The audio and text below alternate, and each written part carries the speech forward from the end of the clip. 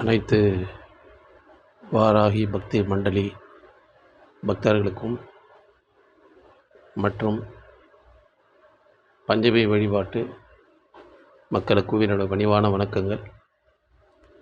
பார்த்திங்கன்னா, இன்றைக்கி நாம் எதை பற்றி பேச போகிறோம் அப்படின்னா, இந்த பங்குனி மாதத்தில் வர வளர்பிறை பஞ்சமி என்றைக்கு வருது அப்படின்னா, மார்ச் 23 திங்கட்கிழமை வருது. சரிங்களா? இதில் பார்த்திங்கன்னா தமிழ் மாதம் பங்குனி 9. ஸோ இந்த பஞ்சமி வழிபாடு நமக்கு என்னெல்லாம் தரும், என்னெல்லாம் நாம் இதில் கேட்கலாம், ஏன் இதை செய்கிறோம், இந்த தேங்காய் வச்சு நெய் தீபம் ஏன் செய்கிறோம் அப்படின்னு நம்ம புரிஞ்சு அறிஞ்சு செஞ்சால் இன்னும் கொஞ்சம் நற்பலன்கள் நமக்கு கிடைக்கும். சரிங்களா? நம்ம எல்லாருக்குமே தெரியும், இப்போ இருக்கிற பொருளாதார நெருக்கடி உலகத்தில் பார்த்திங்கன்னா பலவிதமான சட்ட சிக்கல்கள், கேஸ் இல்லாமல் கேஸ் பஞ்சம், எல்லா பொருட்களும் விலை ஏற ஆரம்பிச்சிடுது. நிறைய சங்கங்களை நம்ம அனுபவிக்கிறோம்னா கண்டிப்பாக உண்டு. அப்போது நாம் இதை எப்படி சரி செய்கிறது, நமக்கான நேரம் எப்படி இந்த பிரார்த்தனையை கொண்டு போகிறது. பொதுவாகவே இந்த பஞ்சமியில் விடாமல் ஒரு 5 பஞ்சமி பஞ்சபூத தத்துவத்தால் நாம் ப்ரேயர் பண்ணும்போது நம்ம கேட்குற கோரிக்கையை அன்னை வாராகி பஞ்சமி தேவியான அன்னை வாராகி நமக்கு செய்து கொடுக்குறதா ஒரு ஐதீகம். இப்போ இந்த பஞ்சமிக்கு என்ன விசேஷம், அதை எப்படி செய்யணும் அப்படின்ற ஒரு கேள்வி எல்லார் மனதுக்குள்ளேயும் இருக்குன்னா கண்டிப்பாக இருக்குது.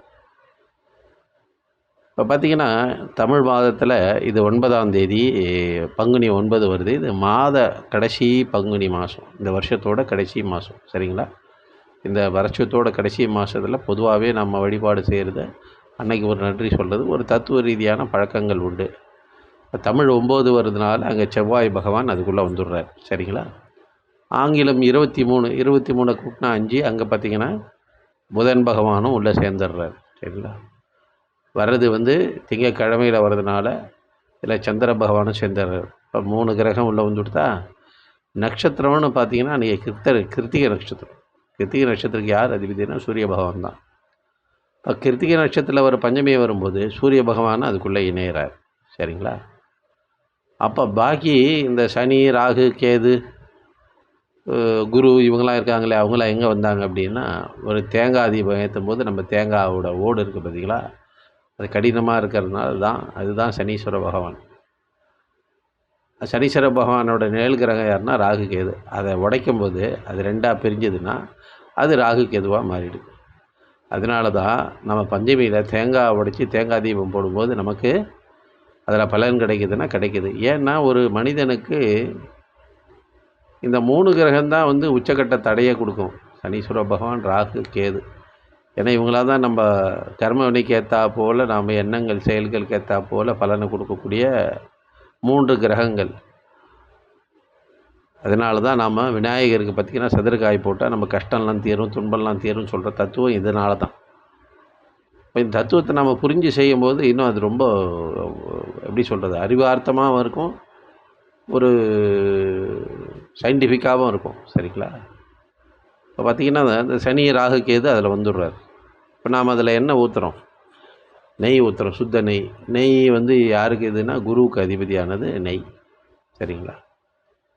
இப்போ கிட்டத்தட்ட பார்த்திங்கன்னா சூரியன் வந்துட்டார், சந்திரன் வந்துட்டார், புதன் வந்துட்டார், செவ்வாய் வந்துட்டார், குரு வந்துட்டார், ராகு, கேது எல்லாமே வந்துட்டாங்க, சனீஸ்வர பகவானும் வந்துட்டார். சரிங்களா?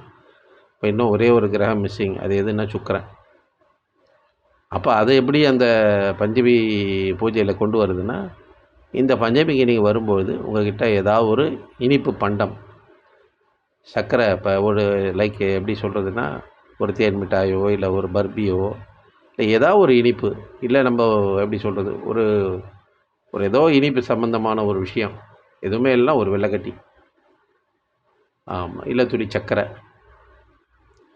இதை என்ன பண்ணலான்னா ஒரு சின்ன தொன்னையிலையோ இதுலேயோ வச்சு, அதை எப்பவும் போல் நாம் அரிசியை பரப்பி எல்லாத்தையும் பண்ணி நெய்யை நிரப்பி தீபம் ஏற்றும்போது ஒரு அற்புத பலன் கிடைக்கும்னா, கிட்டத்தட்ட ஒரு நவகிரக ஹோமம் பண்ண, பூஜை பண்ண ஒரு பலன் கிடைக்கும்னா கண்டிப்பாக கிடைக்கும்.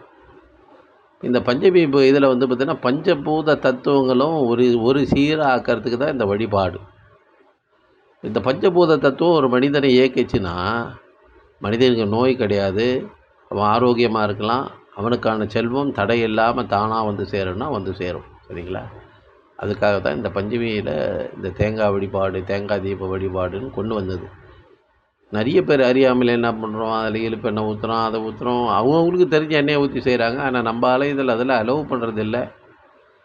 காரணம், நன்மையை நோக்கி பயணிக்கணும் அப்படின்னா வளர்பிற பஞ்சமி, துன்பங்கள் நம்மளை விட்டு விலகி போகணுன்னா தேய்பிற பஞ்சமி.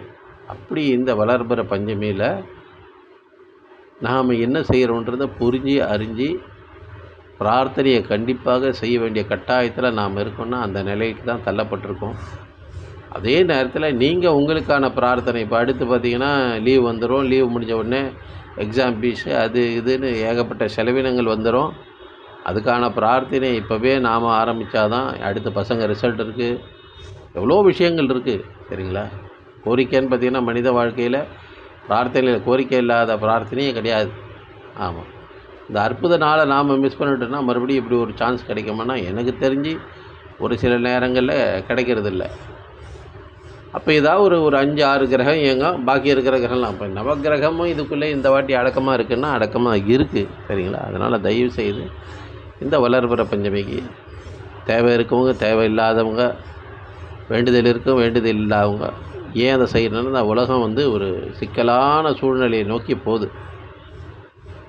ஆமாம், இப்போ அப்படியே போச்சுன்னா எல்லாருக்கும் உணவு பற்றாக்குறை வரக்கூடிய வாய்ப்பு இருக்குது. அரிசி இருந்தாலும் சமைக்காததாக்கி சாதமாக்க முடியாதுல்ல. ஏன்னா நமக்கே அது இருக்குன்னா இருக்குது. இப்போ கோயிலில் பார்த்திங்கன்னா இந்த பஞ்சமிக்கு அன்னதானம் கொடுக்கறதுக்கு கேஸ் சிலிண்டர் இல்லை, அதுக்காக போராடின்னு இருக்கோம்.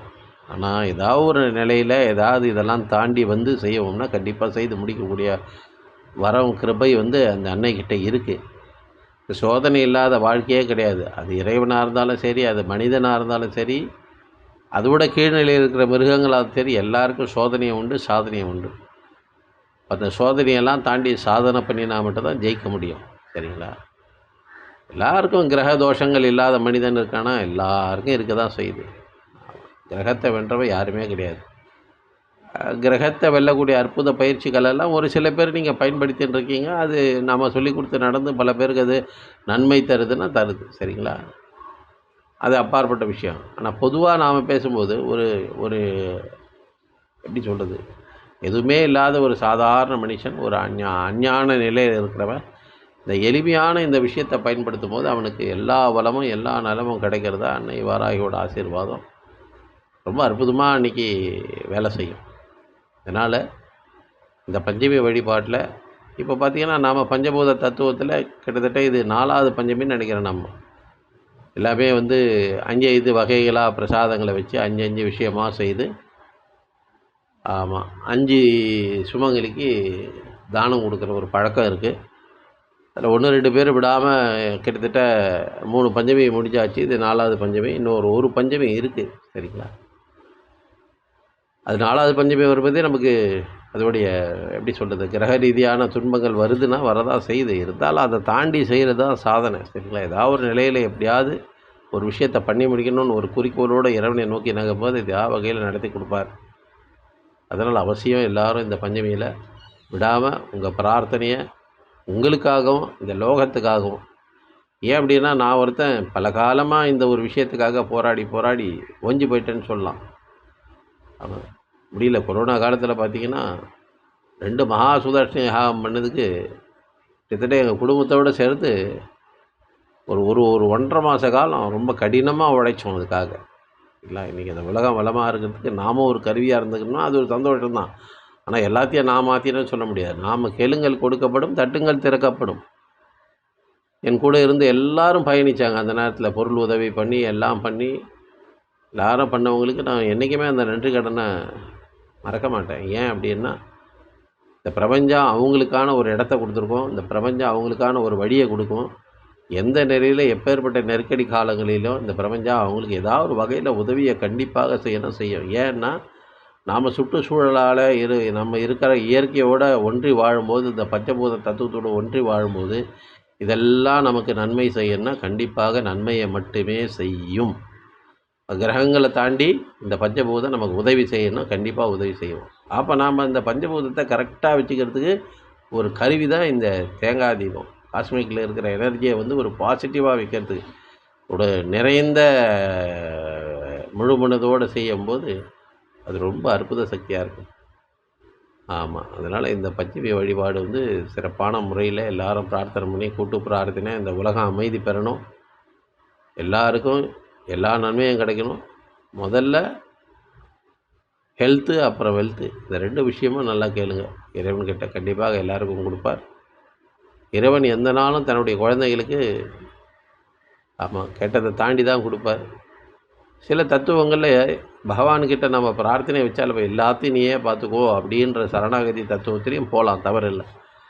பட் இந்த பிரபஞ்சத்தை காப்பாற்ற வேண்டிய கோரிக்கை நாம் எல்லாம் இப்போ இந்த தருணத்தில் வைக்க கடமைப்பட்டிருக்கோம்னா கண்டிப்பாக கடமைப்பட்டிருக்கோம்.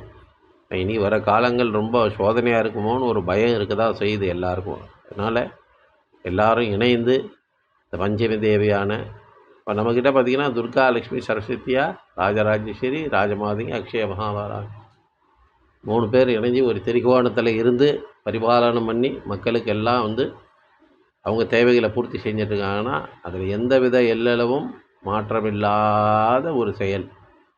ஆமாம், தோத்தாங்கன்னு யாருமே கிடையாது, எல்லாரும் வெற்றியை மட்டும் தான் கண்டிருக்காங்க. அதனால் இந்த அற்புத நாளை எல்லோரும் அவசியம் பயன்படுத்தி இந்த உலக நன்மைக்காகவும் உங்கள் இல்லத்து நன்மைக்காகவும் உங்கள் பிள்ளைங்களுக்காகவும் இந்த தேங்காய் தீப வழிபாடை விடாமல் செய்யணும் அப்படின்றது என்னோடய வேண்டுகோள். திருச்சிற்றம்பலம்.